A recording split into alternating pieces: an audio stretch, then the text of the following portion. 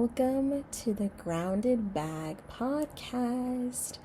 I am your host, Aiysha, and if you haven't planted roots with us as of yet, please subscribe to this YouTube channel, like, share, and comment so that you don't miss any videos, as well as hit that notification bell so that way you can be notified.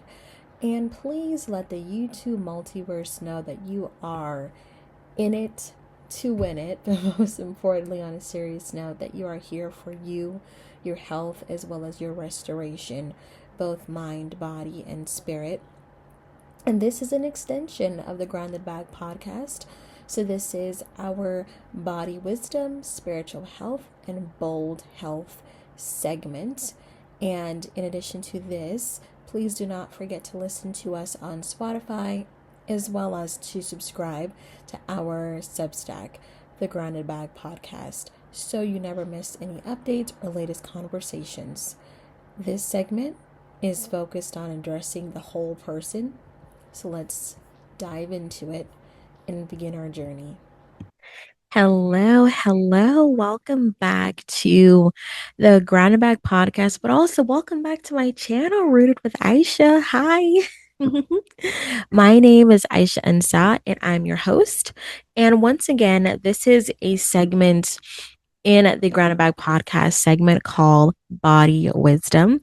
So the Grounded Bag podcast is my podcast. Read It with Aiysha is the home for all things Aiysha, but also all things that I'm going to be doing even in my life and along my journey. So I hope that you're able to follow me on it. If you heard a dog barking, I have two golden retrievers, so I'm not going to be that type it's going to be like, oh my God, the dog's barking. Oh, I need to shut down the video. No, the camera's going to continue.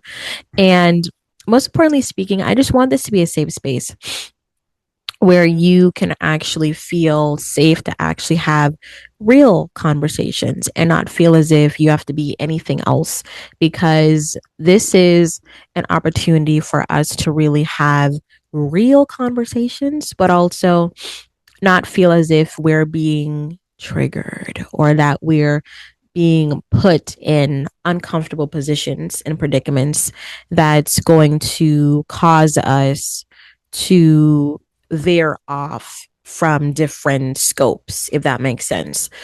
So that's why I wanted to create this direct platform where we can actually share and have in-depth conversations. But if you have not already planted roots with us, please do, and subscribe to my YouTube channel. Please like, share, and comment. And also please share, because that's going to let the YouTube multiverse know that you find value in this platform, but that you also want others to be able to be blessed by what we talk about and discuss. If you're wondering what's my hairstyle, I have locks. I've had it for about 7+ years. So that's my hair. But back to what we're talking about. In addition to that, I don't also forget to listen to us on Spotify. I will be uploading and sharing audio podcasts, and I do have a playlist. I do have a playlist called The Grounded Bag in 30, or I believe it's called Rooted in 30. Let me check in 1 minute. I want to make sure I'm telling y'all the right stuff here, so give me a minute. Hopefully it doesn't play a video. Hopefully it doesn't play a video as we're talking. Let me see. Playlist, podcast, playlist. Okay. Yes. Yeah, it's called the Grounded Bag Podcast in 30. So that means that I will be sharing with all of you 30-minute podcasts that will be shared under that playlist, but I'll also be sharing some full-length videos, audio videos, as well as clips, so that way you can listen to the full podcast on Spotify, because I don't want everything to be on YouTube. I want us to have our also additional safe space, because real estate is real estate. So that means that in addition to the Grounded Bag podcast being on YouTube, I'll also have other platforms where we can also have those in-depth conversations on other platforms too. So that is my intended goal. And also it is my hope that we're able to have those real conversations, but also have that safe space. Yes, indeed. So, without further ado, for this body wisdom, I know that last body wisdom we talked about fall, and overall, we were doing an earth, wind, and body series. And I'm going to continue with it, but the winter one, I'm going to let's reserve that, God willing, for December because we are already in summer trying to survive. Falling into you is already in full effect. That podcast episode has already been shared, so please go ahead and review that. Not review, look at it. Take some time and just have a moment to watch it. But today we're going to be talking about an urgent episode because, as many of you know, I am a Howard University student, but I've already finished my last courses. So I'm in the graduation process and phases of finalizing. I graduate next year. So we're going to talk about my whole experience in other videos. So today we're going to keep it body wisdom. But yes, I'm an MSW candidate. August is when I'm going to be starting the process and actually studying for my LMSW so that way I can be licensed. Because my goal is also to be a licensed clinical social worker as well. So my goal is to not only do one, but two, to be licensed in the state of Virginia as well as Maryland. So that is my goal. God willing, I'm able to do all of those things. But that's why I wanted to create the Groundback podcast to actually have in-depth conversations, especially pertaining to therapy, because we're living in a world where when it comes to therapy and mental health, that's always pushed. Mental health, protect your mental health, get therapy. Are you interested in therapy? Are you open to therapy? Blah, blah, blah, blah, blah. But the quality of therapy is important. What kind of therapy is important? Because it's all well and good to do the commercial forms of therapy, like BetterHelp. Not saying those platforms don't work, or other forms of resources in those natures, but it's another thing of having culturally competent therapy and culturally competent resources where you feel as if it's benefiting you on a level where you feel as if you feel safety. And then there's also the flip side where you can have a therapist that looks just like you, but they're cold, they're dismissive, knowing good and well that there's a struggle. They're so far up. We're going to keep it Christian. And they're so emotionally disconnected from the harsh realities that their patients or clients are facing. And I think that's why many people don't pursue therapy. One, because there's a stigma, especially in the Black community or the African community or just in the diaspora, because I'm Afro-Caribbean. So there's always that level of a stigma that, okay, we don't tell our business. We maybe talk to the pastor or we maybe pray about it and move on.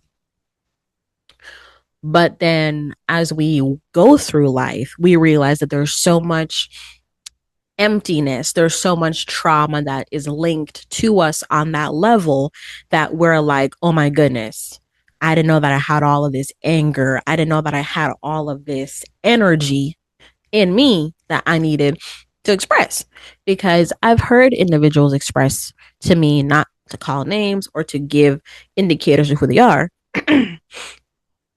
but they've expressed that I haven't had any issues in my childhood. I haven't had any circumstances that would make me project or to lash out at somebody, but I do anyway. So there's always that wonder, am I mentally ill? Like, am I going through a crisis? Like, am I having that moment? And the unfortunate true story is that we are literally living proof that healing and trauma and coping, but also the quality of life that we so desire still exists, but it also still has its journey to even getting to peace. So that's why I wanted to talk about for body wisdom is therapy, trust and identity, the big threes. And the most important question that I want to pose is, does race matter in choosing a therapist? Does it matter? Because The unfortunate tale is that we're in a society where even if someone is of your race, but there's still that undertone of are they going to understand me, or am I going to have to wonder if they're fully accepting of who I am. And there's always that wonder at the back of our heads, and there's always a question as to why that is. And unfortunately, there's also a question of, even if my therapist does not look like me, but we have a good rapport, we're vibing, they get me, but I see on their social media pages they voted another way than me, or their perspectives on race, class, and gender is all the way not even left or right, it's all the way down in the gutter. So there's always that fear that just because I have a good rapport, oh snap, is this important? Like, does race really matter when it comes to therapy, or whoever vibes with me vibes? So I want to leave that question to you, but let's get into some questions. And I'm going to give you 5 questions. 5 questions. First one is, does race matter when choosing a therapist? Why or why not? Let's do the whys first. Why it matters is because there is familiarity, something that is familiar. If you all share the same faiths, let's say if you're Pentecostal, if you're, Baptist, or if you are, Episcopal, like if you share similarities in terms of culture, it's familiar. They get your lingo, or they get your language or ways you talk, or they get the ways you worship. 3, history. It's more than just you're having marital issues. There's also the undertones of oppression and topics that you may feel comfortable sharing with someone that looks like you versus someone that doesn't look like you, and you're wondering if they really understand you. So there's a lot of cultural division and cultural oppressions that you want understood. And sometimes there's a safety in talking with someone that looks like you versus talking with someone that doesn't look like you. And 4, the overall level of understanding of the economic, the political, as well as the overall forms of oppression, because you have education, employment, financial, systemic, parental, legal. There's so many ways of oppression that impacts someone, especially if they're of another culture. So you want all of that to be understood and acknowledged, and not taken as if it's not valid and as if it doesn't make sense. You don't want to be tested as a lab rat, and that brings you to number 5. You don't want to be experimented on. You don't want it to be as if you're someone's success story of, oh, diversity, I have a Black client, so I'm diverse. Okay, happy for you, but at the same time, why are you presenting it to me in that way? It's almost like saying I would have voted for Obama for a 3rd time if I could, trying to make me comfortable. Meanwhile, what if I was a Republican? What if I was an independent? Like, people say things, especially individuals who are not Black or not of ethnic background. People say things as a way to make you feel comfortable. We're gonna have a real conversation here. We're gonna be real. Individuals who are not Black say things to trying to make others who are ethnic or Black or of Afro-Caribbean ancestry or African ancestry comfortable. But you shouldn't have to say that. Just be yourself. You shouldn't have to say that, because it's like I could say, oh, I watched Forrest Gump and I was so moved. Okay, really? Forrest Gump is a movie. Anyone can watch Forrest Gump. So that's why it's important to not lean into the cultural stigmatization of what someone would like you, or thinks. I take it back. Not like what they think you would hold on to. Oh, okay, so you say on fleek, you know me? No, no. And not to mention, even if I like a form of music, and even if I like to listen to the Bee Gees on Sundays, that's my business. But that doesn't mean that you relating to me in that way will break me down into being like, oh, I want you as my therapist because you get me. Because at the same time, it's not just what's best for you, is also what you need in this season. You don't want just comfortability. You want raw, honest truth. Where if they see something, but they don't say something, that's a problem. So that's why individuals would feel comfortable with either going to a therapist that looks like them, especially if, let's say, if I'm a Black woman, I would want to go to a Black female therapist because I would want the real. Tell me the real versus another nationality. But keep in mind, I'm also very, it's also another important key factor of the why not. Why individuals may counter and say, but you're just limiting yourself. What if geographically you don't have that opportunity to see a therapist that looks like you, but you know you need therapy?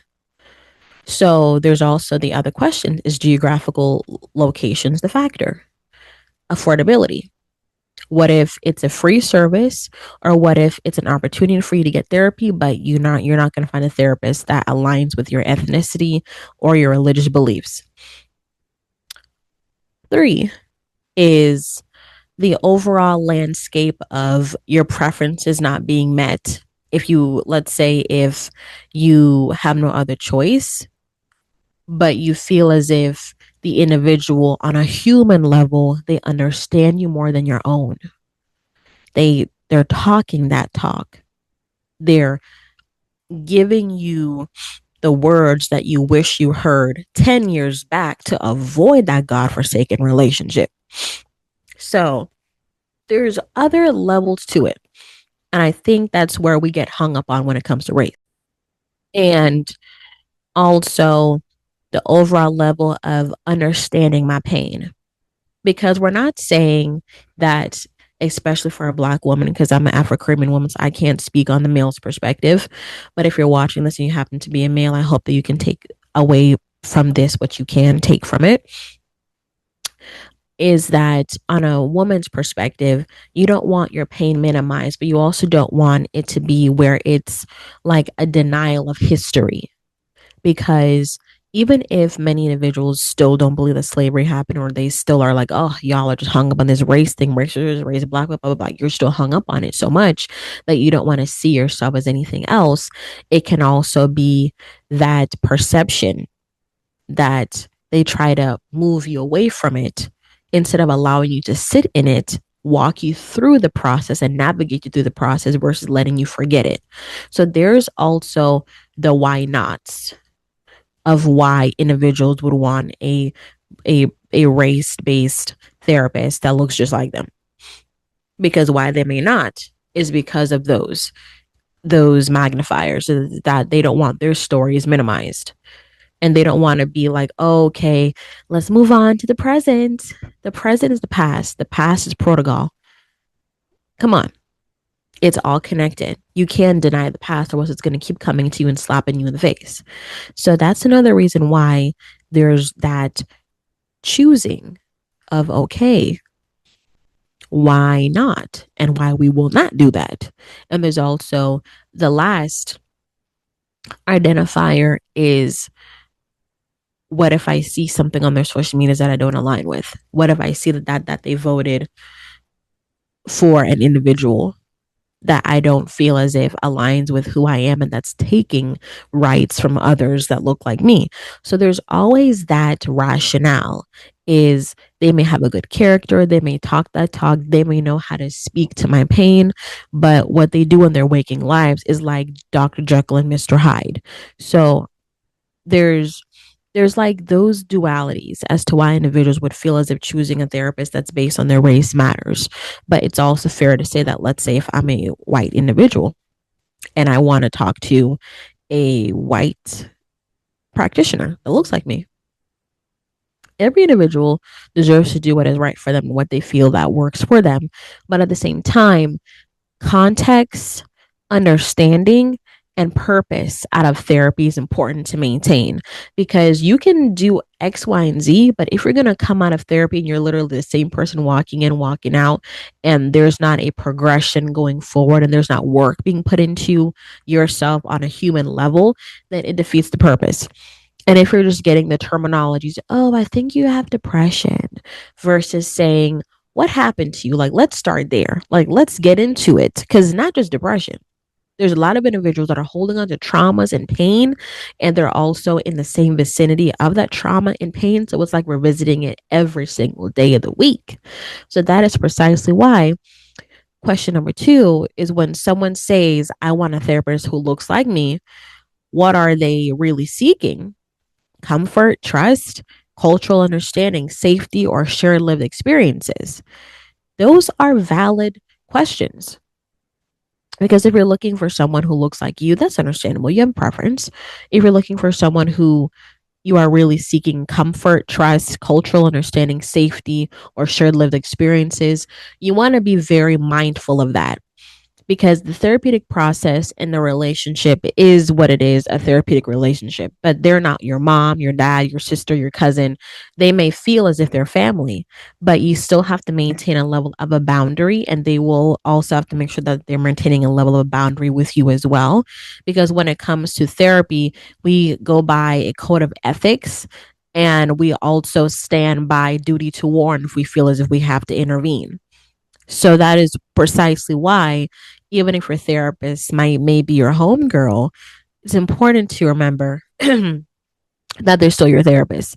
And the therapist should also remind you of that, because you also don't want to get so comfortable that you forget that you're still doing a job, but that you're also still here to help and not create a trauma bond or create an emotional bond where, when it's time to, you know, end the program of therapy. Granted, some therapeutic programs are continuous, they're not just short.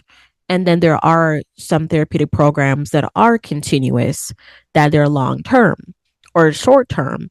But it's important to maintain a level of expectations. So I think, to speak to that, as we're all exploring this topic together, is, what do we want out of therapy? But also, are we willing to put our expectations in check, but also use discernment, that if there's a level of uncomfortability, if we feel as if what we're getting and what we are experiencing goes far beyond our own preferences or cultural understandings, or if we feel as if there is a level of cultural misunderstanding that we don't want to entertain, then you have every legal right and you have every personal right to say, I'd prefer someone that looks like me. And that should be understood. If you're questioned about it and if you're made to feel bad about it, well, then you know that that therapist is not for you, because that should be respected and understood. It should be.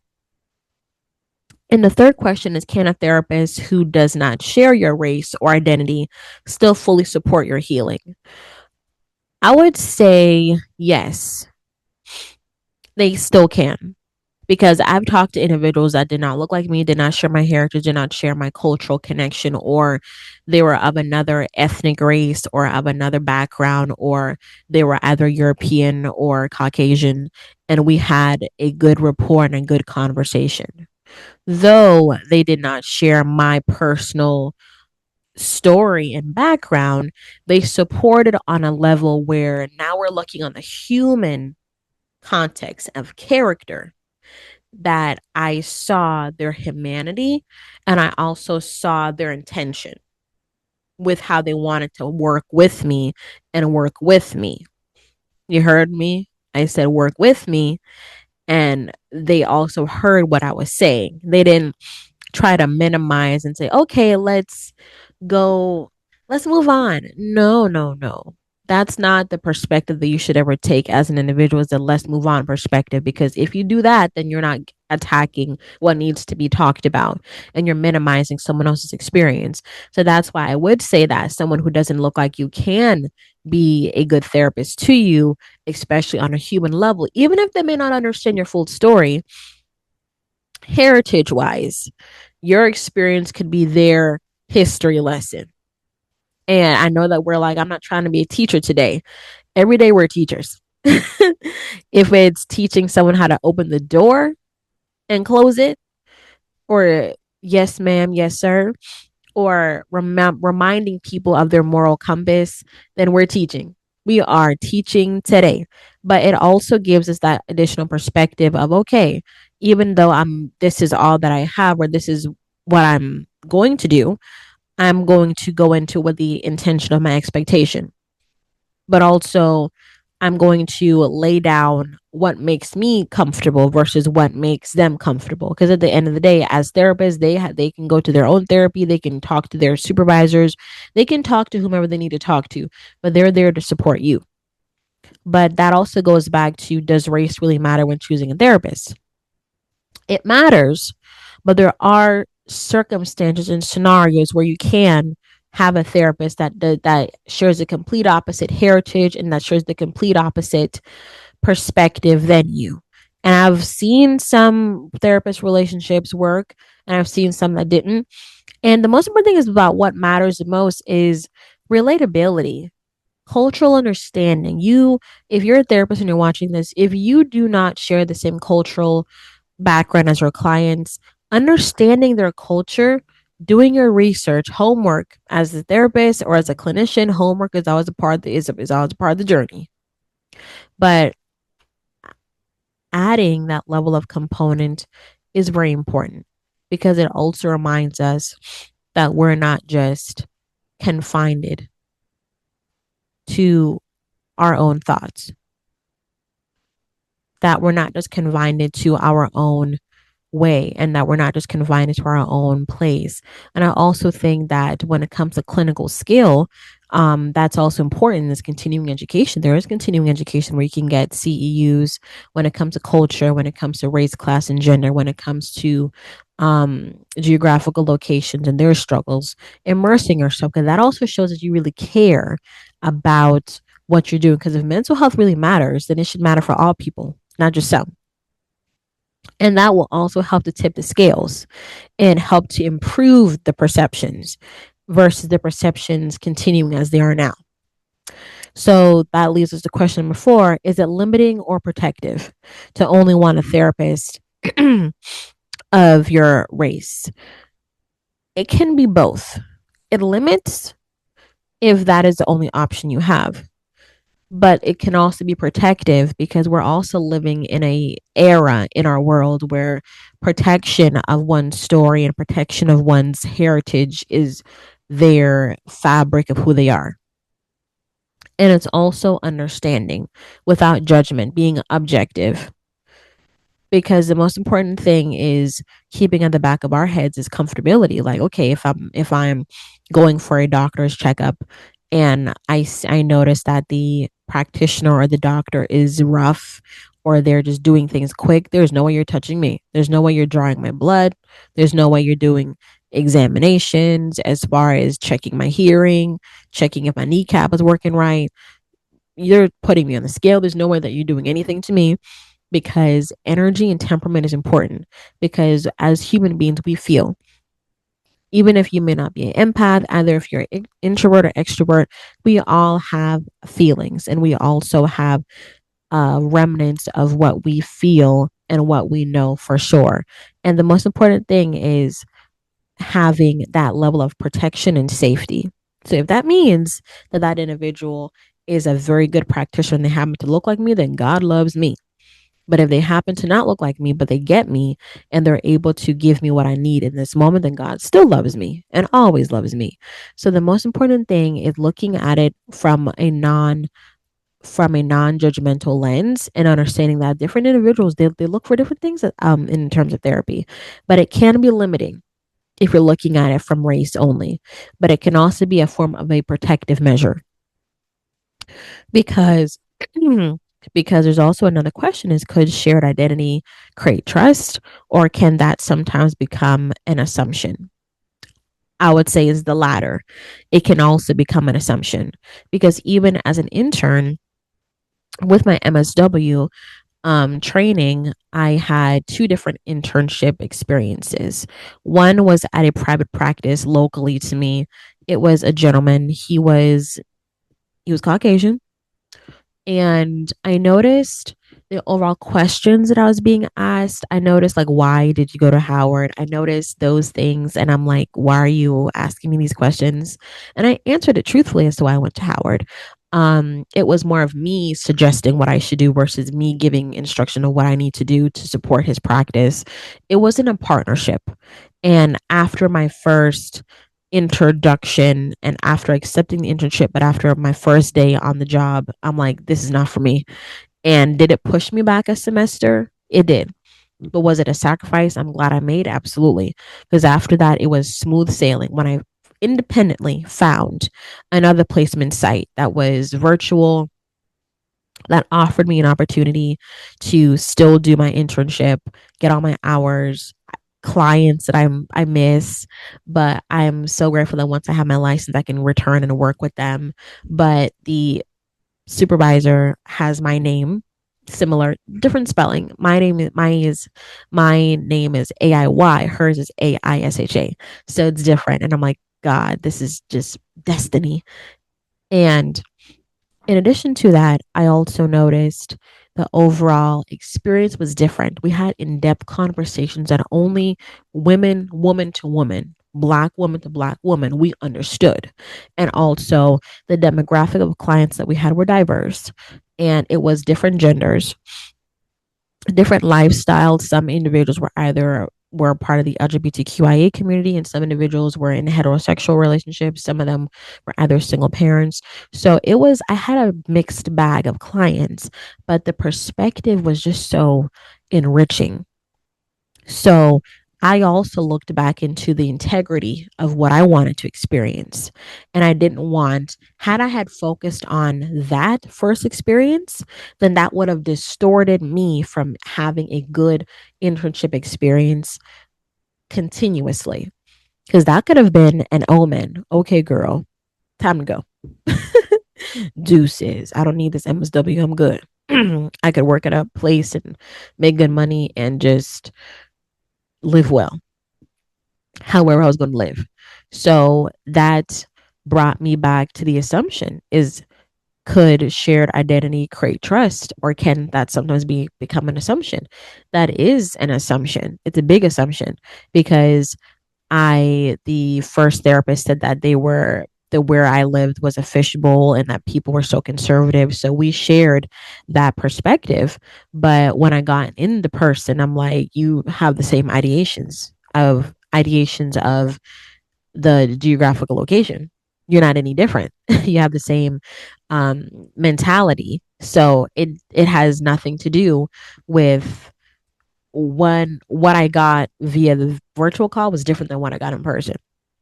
So that's why it's important to never make assumptions. Always ask questions, because my inner interaction with my placement site that I completed with could have been, oh, she's a black woman, okay, perfect. But at the same time, I asked her questions. I was not about to have the same experience again. Asked her questions, asked about her perspectives, and I also continuously, every single conversation was an interview with her. I wanted to make sure that I was supported where I was. And I also wanted to make sure that I felt supported in the experience and that I also could get out as much as I could, because I knew that if this is going to be my last graduate degree and I'm not going to go on and continue with my education on a PhD level, God is going to have to tell me that, because I'm not going back. I'm capping it off here. But if this is going to be my last experience in this way, it needs to be right. So I had to check my assumptions at the door. Familiarity, shared perspectives, shared thought processes doesn't hold a candle to, okay, you know what you have to do and you're good at your job and you're professional, but you're also respecting me on a human level and on a professional level. I don't want to be questioned about why I went to a school, but it's not just how it was, it's not just the question, it was how it was. And I kept getting the same questions. And other things happen that I won't talk about. But what I would honestly say is that it's important that we check our personal preferences. It's important that we check in with them. But you notice I didn't say check it at the door, because we all have preferences. We all may want something tall, dark, and handsome, or we may want a little mix in between, or we may want something that is very much Mediterranean.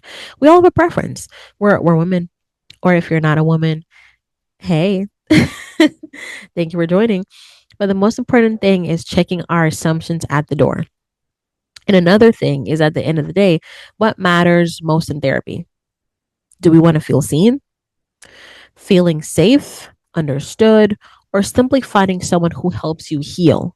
What do we want? And that is what I described in my comparison between my internship experiences is I didn't just want someone that shared my perspectives. I wanted someone that wants the same thing that I wanted, was to not only help people but also have a cultural but also a ethical relationship where even if she wasn't black, just an understanding that our clients come from different backgrounds, different perspectives, talk different, think different. They are different all around, all across the board. So I wanted that experience, but I also wanted to feel not only seen, safe, but also understood as a student learning from someone who's already done it. So this goes back to what you want out of therapy. Because at the end of the day, we're all students. Even if you're not in a traditional school, through life, we're students, we're learning, we're growing. And that's why it goes back to, does race matters in choosing a therapist? It matters. Should that be your only assumption in choosing a therapist? I would pray not, but I would also hope and pray that we're using our discernment 365 because you could have a good rapport with a therapist that may not look like you or that may not have the same ethnic background as you. And that may also be an experience that we also need to break down is what we want out of it. But the most important thing is asking ourselves, what do we desire? So it's my hope that in addressing this important topic, that we are able to create a safe space in having culturally but also compassionate conversation mental health, the health of mental health, and the overall root cause behind mental health and why it matters.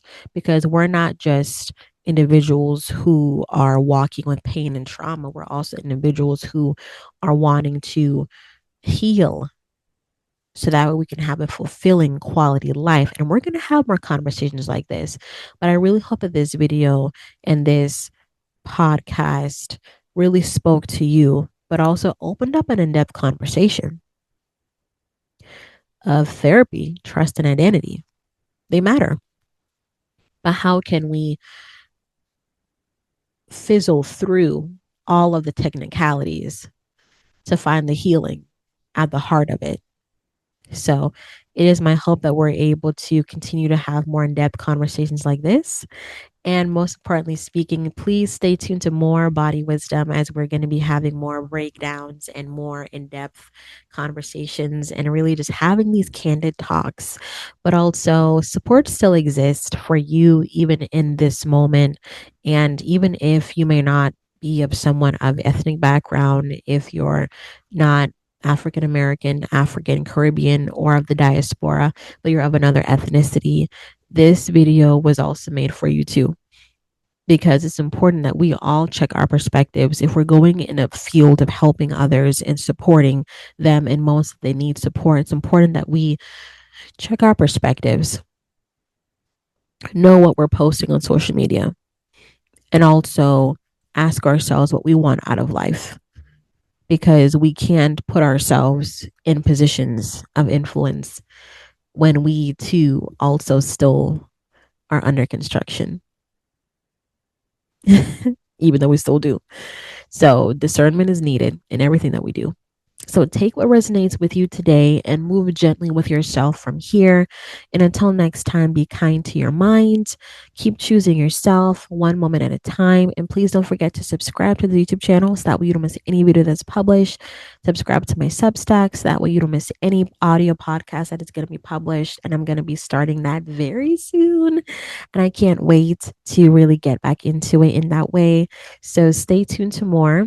And I can't wait to share more amazing chapters, adventures. We're going to be in these streets, having conversations, and really breaking down cold cases, but also cold cases that involves us. Because every day is a cold case, child. We're just trying to Balance.